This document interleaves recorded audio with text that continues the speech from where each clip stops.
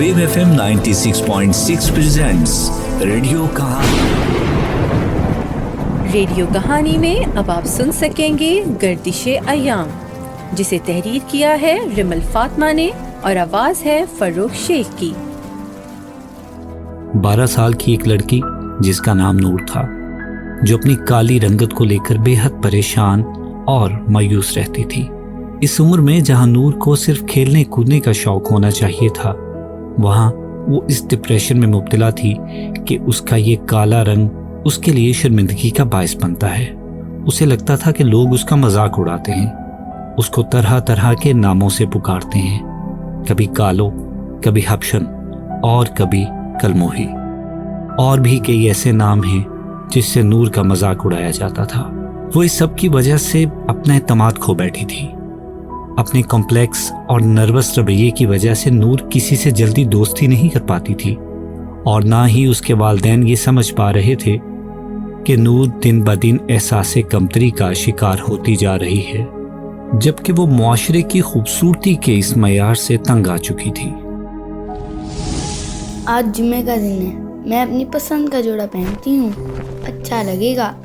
नूर, बाहर आओ, देखो तुम्हारी फूफो आई हैं। कैसे हैं भाई आप? मैं ठीक हूँ बहन, तुम बताओ, आज इतने दिनों के बाद आई हो, कहाँ गायब थी?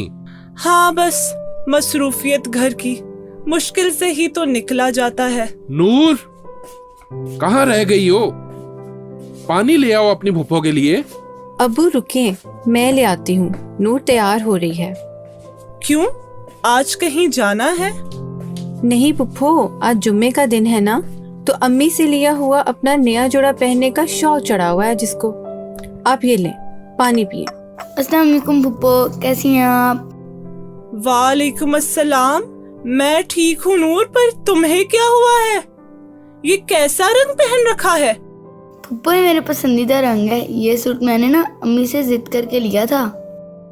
वो तो ठीक है, लेकिन तुम्हारा रंग पहले ही इतना काला है और ऊपर से तुमने ये पीला रंग पहन रखा है। कुछ तो ख्याल करो, बड़ी हो रही हो, इंसान को इतना पता होना चाहिए कि कौन सा रंग पहनना है और कौन सा नहीं पहनना। अच्छी तो लग रही है नूर, इंसान को हर रंग पहनना चाहिए पुप्पो, वो तो बच्ची है, इस उम्र में हर रंग ही पहना हुआ सजता है। अरे भाई, मेरा काम था समझाना, आगे जाकर इसका रंग कौन सा कोई चांद की रोशनी से बातें करेगा? बताओ भला, भलाई का तो जमाना ही नहीं है। अरे इसको अभी से समझाओगे तो इसको पता चलेगा ना। चले छोड़ें पुप्पो, वो बच्ची है। नूर ये सुनकर रोते हुए कमरे में चली जाती है। उसका दिल इन सब बातों से बहुत बुरी तरह टूट जाता है, और वो रोते हुए अपने आप को शीशे में देखती है और कहती है, मैं इतनी काली क्यों हूँ? क्यों हर कोई मेरे रंग से नफरत करता है? नूर ये कहते हुए अपना पसंदीदा जोड़ा, जो उसने बहुत शौक से पहना था, कैंची से काटने लग जाती है।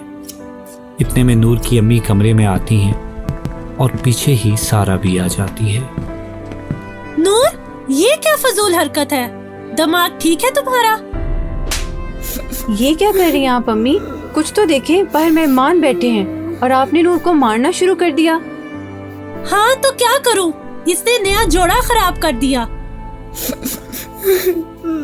अम्मी, मैं बिल्कुल भी प्यारी नहीं हूँ और कोई भी मुझे पसंद नहीं करता। और मेरे पर ये पीला रंग तो क्या, कोई रंग नहीं सूट करता। पता नहीं कौन तुम्हारे दिमाग में ये फजूल बातें डालता है। अगर फुप्पा ने कुछ बोल ही दिया है तो वो बड़ी हैं, वो कह सकती हैं। क्यों इनकी बात का गुस्सा करती हो? बड़े जो भी कहते हैं बच्चों की भलाई के लिए ही कहते हैं। चलो बाहर आओ, आकर सब में बैठो।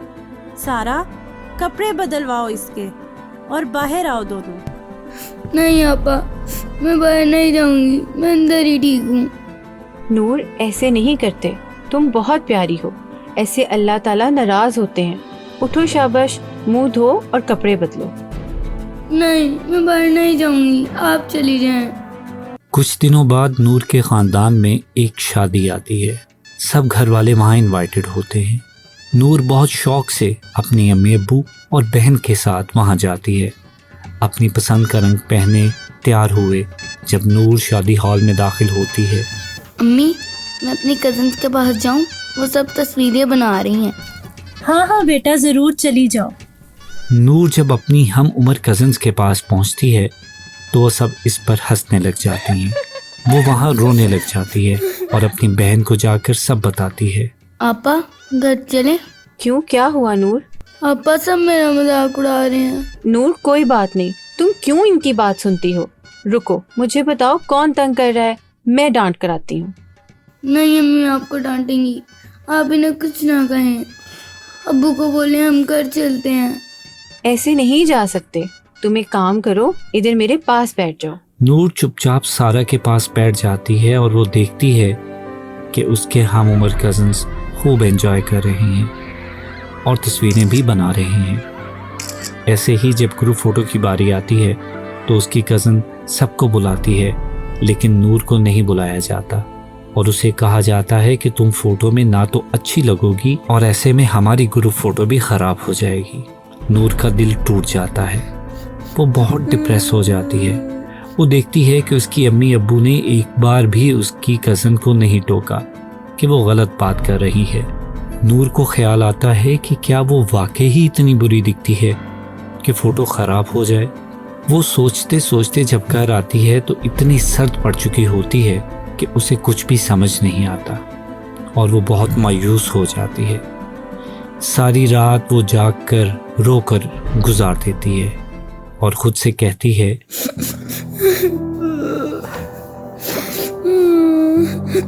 کیا فائدہ ایسی زندگی کا جس میں کوئی آپ سے پیار نہ کرے، ہر کوئی آپ کو آپ کے رنگت کی وجہ سے دور کر دے۔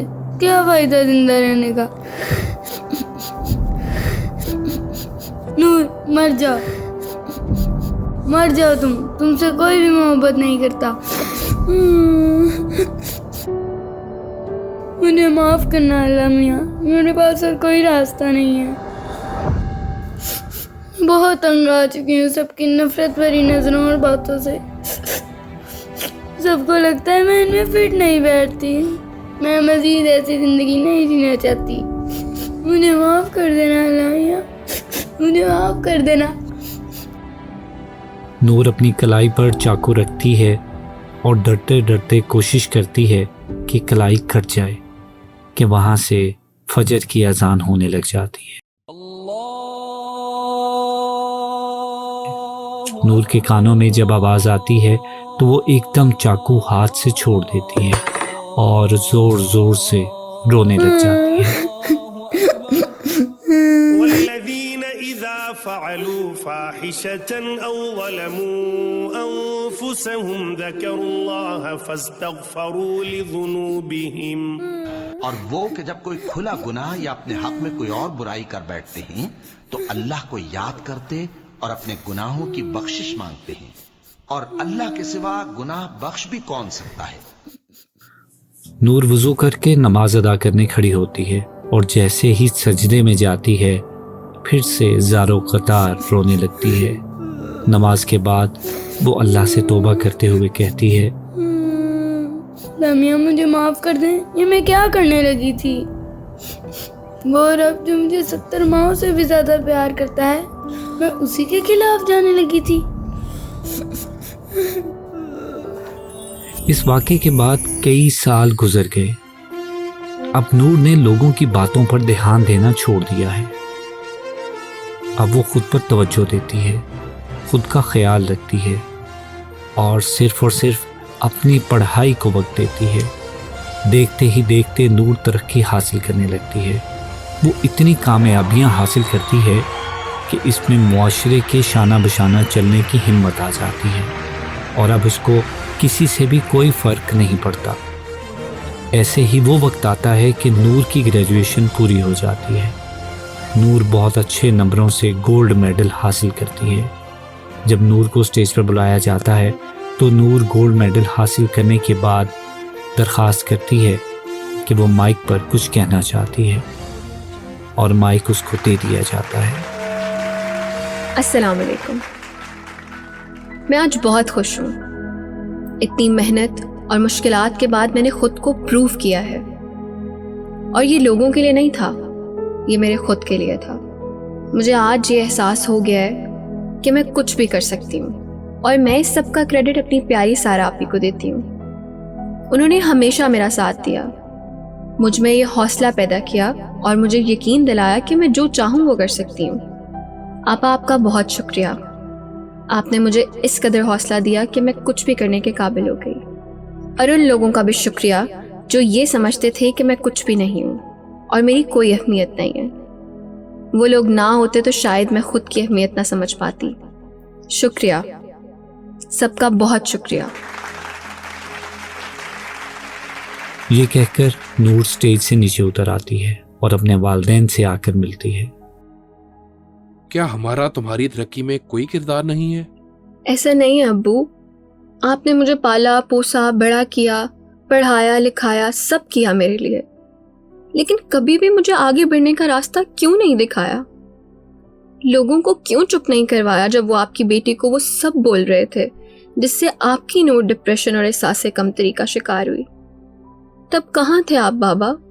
نور بیٹا، ہمیں احساس ہے کہ تم نے بہت برداشت کیا ہے، لیکن اس سب میں ہم دونوں کا کیا قصور تھا؟ امی، کاش تب آپ مجھے بولنے کے بجائے ان لوگوں کو روکتی جو مجھے غلط غلط ناموں سے پکارتے تھے۔ صرف سارا آپا تھی جن کی وجہ سے میں خود کو سمجھا لیتی تھی۔ امی، میں تو بچی تھی، آپ لوگ تو بڑے تھے نا۔ نور بیٹا، ہو سکے تو ہمیں معاف کر دینا۔ ہمیں احساس ہو رہا ہے کہ ہماری لاپرواہی نے تمہاری زندگی کو بہت مشکل کیا ہے۔ ابو نہیں، یہ کیا کر رہے ہیں آپ؟ مجھے شرمندہ نہ کریں، میں آپ سب سے بہت محبت کرتی ہوں، مجھے آپ سب بہت عزیز ہیں، معافی مانگ کر مجھے گناہگار نہ کریں۔ یہ کہتے ہوئے نور اپنے امی اور ابو کو گلے لگاتی ہے اور ان کو اپنا میڈل پہناتی ہے۔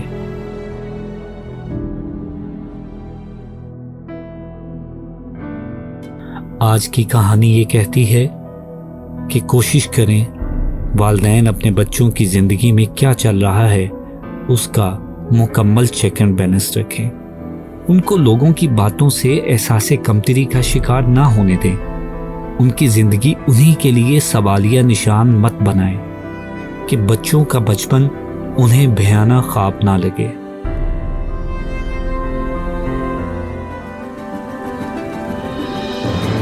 آپ سن رہے تھے ریڈیو کہانی میں آج کی کہانی گردش ایام۔